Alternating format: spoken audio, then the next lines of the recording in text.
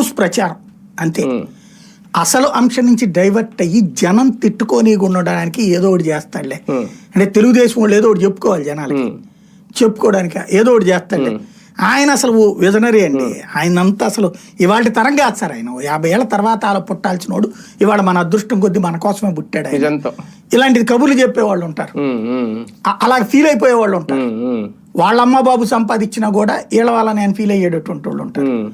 అట్లాంటి వాళ్ళని మానసిక సంతృప్తి పరచడానికి తప్పించి రేపు ఆగస్టు 15కి 50 లక్షల కుటుంబాలు ఎంతో టార్గెట్ పెట్టుకున్నారు. 15 లక్షల మార్గదర్శకులు రావాలి అనేది. ఈ నేపథ్యంలో వీళ్ళందరికీ ఇప్పుడు డిఈఓలు ఎంఈఓలు మెసేజ్ పంపుతున్నారు. రిజిస్ట్రేషన్ కోసం ఒక వెబ్సైట్ పెట్టారు కదా, అందులో వీళ్ళు రిజిస్టర్ చేసుకోవాలి. మేము మార్గదర్శనం, మేము ఇన్ని కుటుంబాలను దత్తత తీసుకుంటాం అనేది రిజిస్టర్ చేసుకోవాలి. మీరు ఇమీడియట్ గా రిజిస్ట్రేషన్ చేయించుకోండి అని చెప్పి వీళ్ళు టార్గెట్ పెడుతున్నారు రేపు ఆగస్టు 15కి. అంటే ఆ టార్గెట్ కోసమా ఇది ఒక రకంగా బలవంతపు రుద్దుడు అవదా? అంటే నేననే పాయింట్ ఒకటే, పబ్లిక్ స్వచ్ఛందంగా మార్గదర్శులుగా నమోదవుతానంటే హ్యాపీ. దానికంటే ముందు నువ్వు ఒక ఫార్ములా ఇవ్వయ్యి. అసలు ఏంది నీ మార్గదర్శి గోళ?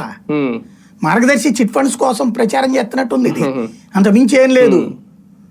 మార్గదర్శి నమ్మకమైన చిట్ ఫండ్స్ అని చెప్పి వాళ్ళు యాడ్ ఇస్తుంటారు. ముఖ్యమంత్రి నోట్లో నుంచి, ప్రతి పబ్లిక్ నోట్లో నుంచి కిందసారి జగన్ దెబ్బతీశాడు కదా, ఇప్పుడు వాళ్ళందరి చేత ఆ మాట అనిపించి దానికి ఏదో క్రెడిట్ పెంచడానికి అన్నట్టుంది తప్పించి ఏంది మార్గదర్శి? నువ్వు ఏం చేయాలి? నేను మార్గదర్శిగా ఉండాలనుకుంటున్నా, ఏం చేయాలి? నాకు కుటుంబ